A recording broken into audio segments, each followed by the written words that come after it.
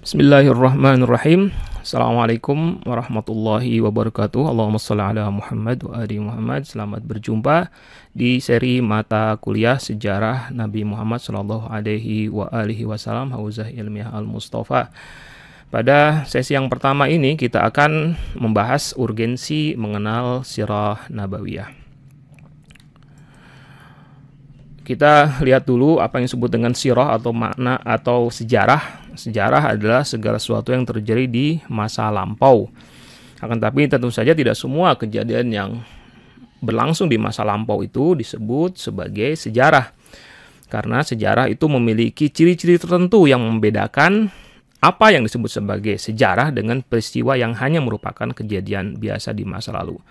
Para ilmuwan biasanya menyebut ada 7 ciri khas yang ada dalam sejarah. Yang ini tidak akan kita bahas secara lebih mendetail. Saya hanya ingin mengutip saja pendapat dari para ahli terkait dengan ciri-ciri sejarah. Yang pertama, bahwa ciri sejarah itu berkaitan dengan manusia. Ya, kalau yang berkaitan dengan bukan manusia biasanya tidak disebut sebagai sejarah. Biasanya ya. Kemudian yang kedua terkait dengan peristiwa lainnya. Jadi ada hubungan dengan beberapa peristiwa yang lainnya. Tidak bisa hanya satu peristiwa yang secara independen tidak terkait dengan yang lainnya kemudian disebut sebagai sejarah. Yang ketiga itu membentuk hubungan kausalitas. Jadi keterkaitannya itu menciptakan hubungan kausalitas atau sebab akibat antara satu peristiwa dengan peristiwa yang lain. Yang keempat itu menciptakan perubahan dan biasanya perubahannya cukup besar. Yang kelima itu bersifat unik. Unik itu artinya berbeda dengan yang lain-lainnya sehingga kurang lebih muncul dan akhirnya bersifat abadi. Yang nomor 6 ini, yang nomor 5 dengan yang nomor ini adalah ciri yang saling berkaitan dengan satunya sama lain. Itu selalu diingat, gitu, bersifat abadi itu. Dikarenakan apa? Karena uniknya peristiwa tersebut. Nah, itulah yang disebut. Itu menjadi ciri yang ke-5 dan ke-6 dari sejarah. Dan yang ke-7 itu bersifat objektif. Jadi bukan sesuatu yang sifatnya subjektif. Dalam pengertian objektif itu memang betul-betul ada, betul-betul real. Nah, kemudian kalau kita melihat bahwa Ayatullah Mutahari menganggap bahwa sejarah manusia atau sejarah agama itu adalah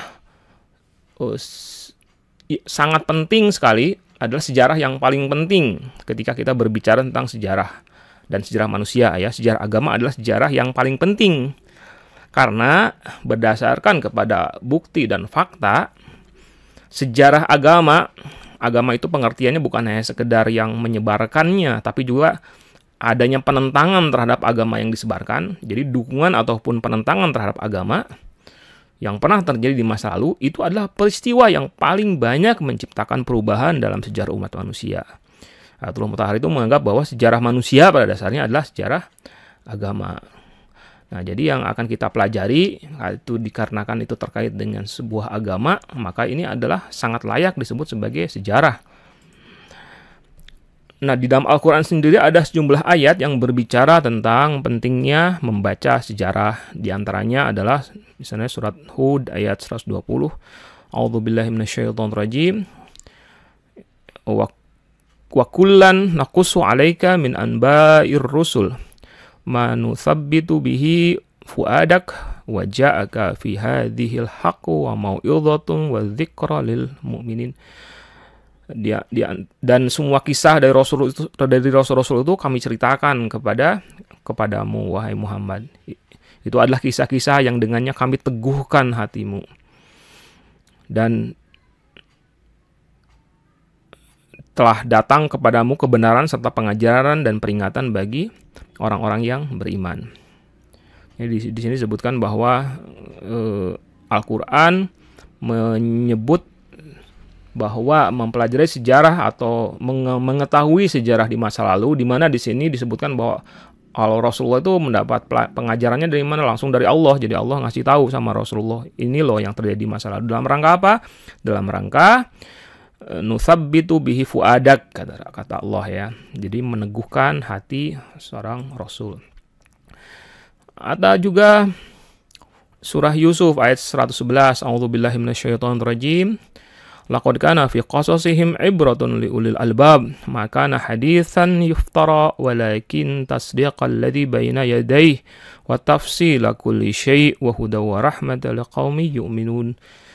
Sesungguhnya pada kisah-kisah mereka itu terdapat pengajaran bagi orang-orang yang memiliki akal. Ini fungsinya, pentingnya mempelajari sejarah itu adalah untuk jadi ibrah, menjadi pelajaran.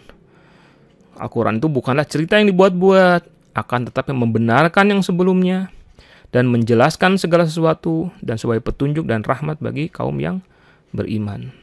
Nah, Al-Quran dari sisi ketika Al-Quran menyatakan bahwa di dalam Al-Quran ada sejarah yang disampaikan, itu juga adalah isinya gitu. Sejarah itu disampaikan karena di sana ada penjelasan-penjelasan terkait dengan kehidupan manusia, ada petunjuk juga, ada rahmat gitu, yang bisa dimanfaatkan oleh orang-orang yang beriman. Kemudian juga ada ayat berikutnya adalah tentang di surat An-Nisa ayat 163, saya bacakan saja artinya, sesungguhnya kami telah memberikan wahyu kepadamu sebagaimana kami telah memberikan wahyu kepada Nuh dan nabi-nabi yang lainnya dan nabi-nabi sesudahnya, dan kami memberikan wahyu pula kepada Ibrahim, Ismail, Ishak, Yakub dan anak cucunya, Isa, Ayub, Yunus, Harun dan Sulaiman, dan kami berikan Zabur kepada Daud, dan kami telah mengutus rasul-rasul yang sungguh telah kami kisahkan tentang mereka kepadamu dahulu, dan rasul-rasul yang tidak kami kisahkan tentang mereka kepadamu. Dan Allah berbicara kepada Musa secara langsung, mereka kami utus selaku rasul-rasul pembawa berita gembira dan pemberi peringatan, supaya tidak ada alasan bagi manusia untuk membantah sesudah diutusnya rasul-rasul itu, dan Allah maha perkasa lagi maha bijaksana. Nah, pemahaman atas sirah Nabawiyah adalah bagian yang tidak terpisahkan dari akidah Islam. Nah, ini walaupun nanti kalau terkait dengan penjelasannya akan kita bahas di sesi yang akan datang ya. Saya hanya ingin menyampaikan sedikit saja hal-hal yang nanti terkait dengan sangat pentingnya mempelajari sirah Nabawiyah, pentingnya mempelajari sejarah Rasulullah Shallallahu Alaihi Wasallam, dan itu ada hubungannya dengan permasalahan akidah. Di Islam adalah ajaran agama yang diturunkan oleh Allah untuk manusia, dan ajaran ini dibawa oleh seorang nabi. Nah, kalau ketika ada pertanyaannya, siapa nabi yang membawa ajaran dari Allah itu? Apa ciri-cirinya? Dari mana kita bisa memastikan bahwa dia memang seorang utusan Allah? Bahwa dia itu bukan seorang yang sekedar mengaku-ngaku saja gitu. Nah, jawaban atas pertanyaan-pertanyaan di atas memerlukan penelaahan atas sejumlah fakta tentang orang yang mengklaim dirinya sebagai utusan Allah. Nah, belajar dari sirah Nabawiyah pada dasarnya adalah belajar tentang sejarah, tentang orang yang menyatakan diri sebagai pembawa ajaran Islam. Ya, ini sangat penting sekali karena ini dihubungkan dengan orang yang menyatakan diri sebagai utusan Allah, sebagai kurir dari Tuhan. Kan sebenarnya kalau yang disebut dengan Rasul itu adalah utusan. Utusan itu ya seperti kurir, membawa pesan, membawa sesuatu kepada kita, dan pengirimnya adalah Tuhan yang tidak main-main. Isinya gitu, yang dibawanya adalah ajaran agama yang terkait dengan hal yang sangat penting terkait dengan hidup kita, yang berisikan tentang petunjuk, bagaimana caranya kita menjalani kehidupan supaya kita meraih kebahagiaan dunia dan akhirat. Karena itu maka kita harus memastikan dulu bahwa yang membawa risalah ini, membawa pesan ini, itu memang betul-betul seorang nabi. Nah, ini bagaimana kita bisa mengetahuinya, bisa memastikannya? Nah, kita harus mengenal orang tersebut. Nah, di sini jelas sekali bahwa Rasulullah Shallallahu Alaihi Wasallam dulu muncul dan kemudian menyatakan diri bahwa aku diutus oleh Allah kepada kalian, bahwa kepada umat manusia sampai hari kiamat, dan aku membawa ajaran ini. Nah, untuk bisa memastikannya ya kita harus untuk bisa menjamin supaya kita bisa yakin bahwa secara akidah Islam ini benar, penelaahan terkait dengan Rasulullah itu tentang kepribadiannya, sifat-sifat yang dimilikinya, karakteristik-karakteristiknya, apakah memenuhi kriteria menjadi seorang nabi atau tidak, itu memerlukan penelaahan, dan penelaahannya ada pada sejarah. Terkait dengan masalah ini nanti akan kita bahas di sesi berikutnya. Kemudian juga pentingnya kita mempelajari sirah nabawiyah itu terkait dengan mempertebal kecintaan kepada Rasulullah, dan bahwa mempelajari sejarah Nabi akan mempertebal kecintaan kita kepada Rasulullah. Ketika kecintaan kita semakin tebal, maka ketika kita sudah makin tahu, makin faham tentang siapa Rasulullah dan muncul kecintaan kita kepada Rasulullah, efeknya bisa banyak sekali. Kita misalnya yang pertama, kita akan lebih khusyuk ketika menyampaikan sholawat dalam doa-doa kita, termasuk saat kita sedang sholat. Nah, di saat itu ibadah kita menjadi lebih berkualitas. Maksud saya begini, kan di dalam kita punya banyak keinginan, dan untuk itu kita mencoba berikhtiar, berupaya untuk mewujudkan keinginan-keinginan tersebut. Ada banyak keinginan dalam hidup kita, terkait dengan masalah rezeki kita, terkait dengan kesuksesan kita, dan lain sebagainya.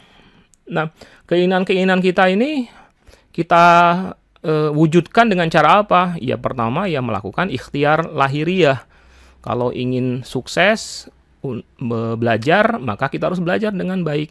Akan tetapi di dalam Islam juga dikenal, dan di banyak sekali ajaran-ajaran agama dikatakan bahwa selain ikhtiar lahiriah, ada juga yang disebut dengan ikhtiar batin. Kita dorong apa yang menjadi ikhtiar kita ini, ikhtiar lahiriah kita ini, dengan melakukan beberapa ikhtiar batin dalam bentuk doa, dalam bentuk berbagai macam ibadah.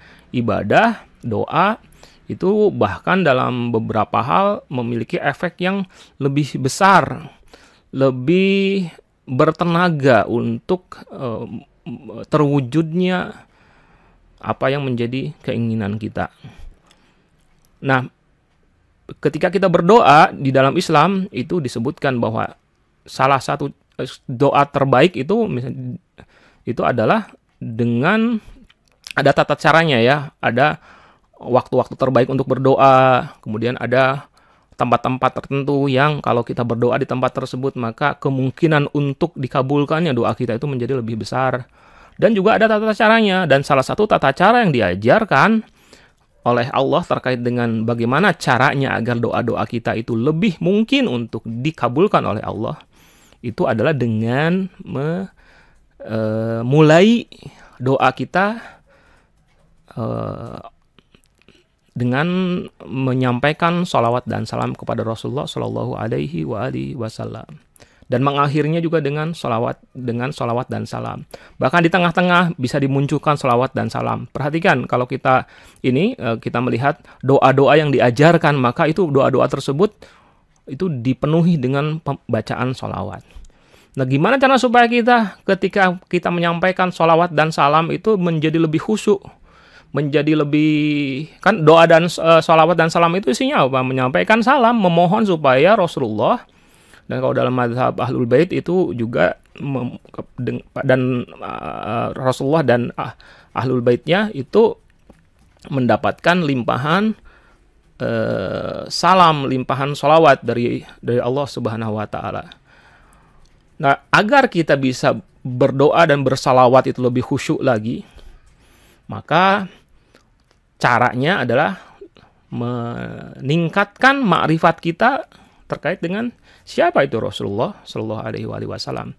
Nah, dengan meningkatkan makrifat kita, maka timbullah kecintaan kita kepada Rasulullah. Ya, ketika kita cinta kepada Rasulullah, maka ketika kita menyampaikan salawat Allahumma sholli ala Muhammad wa ali Muhammad, itu kita iringi gitu, lantunan salawat kita dengan sepenuh hati. Dan kemudian juga harus diingat bahwa yang namanya salawat itu mau tidak mau memang ada menjadi bagian dari sholat kita, dari bacaan sholat kita. Semua mazhab mengajarkan bahwa ketika sholat, ketika kita melakukan tasyahud, saat itu kita membaca sholawat. Itu adalah rukun ya, termasuk di antara rukun dalam sholat, yaitu bacaan sholawat Allahumma sholli ala Muhammad wa ali Muhammad. Atau juga ada yang mengartikan ketika misalnya di salah satu bacaan tasyahud kan Dikatakan assalamu alayka ayyuhan nabiyyu wa rahmatullahi wabarakatuh. Siapa ayyuhan nabiyyu itu? Ya Rasulullah. Sebagian besar para para fuqaha dan para ulama meyakini bahwa menafsirkan, menjelaskan, memberitahu bahwa yang disebut dengan ayyuhan nabiyyu itu di sana adalah Rasulullah. Jadi saat itu kita menyampaikan salam kepada Rasulullah. Nah, salam kita kepada Rasulullah itu akan menjadi lebih mantap, akan menjadi lebih khusyuk, akan lebih berkualitas ketika makrifat kita terhadap Rasulullah juga makin besar. Jadi sangat penting sekali yang namanya mengetahui sirah nabawiyah. Dengan mengetahui sirah nabawiyah, maka kita akan makin tebal kecintaan kita kepada Rasulullah. Dan juga tentu saja ya harus diingat itu terkait dengan permasalahan syafaat dari Rasulullah Shallallahu Alaihi Wasallam. Ada hadis yang Rasulullah mengatakan, "Man arafani faqad ahabbani, wa man ahabbani kana ma'i fil jannah." Siapa saja yang mengenalku, maka dia pasti akan mencintaiku. Siapa yang mencintaiku, maka pasti akan bersamaku di surga nanti. Nanti akan mendapatkan syafaat. Syafaat juga diberikan kepada siapa? Kepada orang yang mengenal Rasulullah dan mencintai Rasulullah. Kalau kita tidak mengenal dan tidak mencintai Rasulullah, tidak mungkin kita mendapatkan syafaat dan tidak juga mungkin untuk bisa bersama Rasulullah di surga nanti. Nah, kemudian pentingnya hal yang lain adalah terkait dengan Rasulullah itu terkait dengan tanggung jawab intelektual. Karena sepanjang sejarah, sejak mulai kemunculannya hingga kini, agama Islam itu selalu menjadi objek serangan dari sejumlah pihak yang melihat ajaran agama ini sebagai ancaman. Dan salah satu yang sering dijadikan sebagai bahan serangan adalah pribadi Rasulullah. Bahkan serangan terhadap otentisitas Al-Quran pun misalnya, itu dikaitkan dengan kepribadian Rasulullah. Ada tuduhan-tuduhan yang mengatakan bahwa Rasulullah itu mendistorsi wahyu, memasukkan hawa nafsunya, dan lain sebagainya. Nah, karena itulah maka, dan ini biasanya muncul dari kalangan apa yang disebut dengan Islamofobia, atau misalnya dari kaum orientalis yang memang punya tujuan. Tidak semua orientalis buruk ya. Nanti kita akan membahas secara khusus ya di seri mata kuliah ini terkait dengan orientalisme dan bagaimana serangan mereka terhadap Rasulullah yang untuk bisa menahannya, agar kita bisa menunjukkan pembelaan kepada agama ini, maka mau tidak mau kita harus lebih banyak lagi meningkatkan makrifat kita kepada Rasulullah. Nah, ini selama semester ini kita akan membahas tentang tantangan orientalisme dan Islamofobia, dan kemudian juga kita akan membahas tentang ringkasan falsafah nubuwah. Kemudian juga kita akan belajar tentang sejarah pengutusan Nabi dalam kitab-kitab Samawi. Ada pembahasan mengenai situasi di Jazirah Arab, kelahiran Rasulullah, kemudian masa bi'sah, pilar-pilar penting peradaban Islam, kemudian dakwah terang-terangan, pemboikotan di Syi'i Abu Thalib, ada peristiwa Isra Mi'raj, peristiwa hijrah, piagam Madinah, berbagai peperangan, perjanjian Hudaybiyah, Fatu Makkah, Ghadir Khum, rihlah Nabi Shallallahu Alaihi Wasallam, hingga peristiwa Sakifah Bani Saidah. Dan inilah yang akan kita pelajari selama semester ini. Assalamualaikum warahmatullahi wabarakatuh.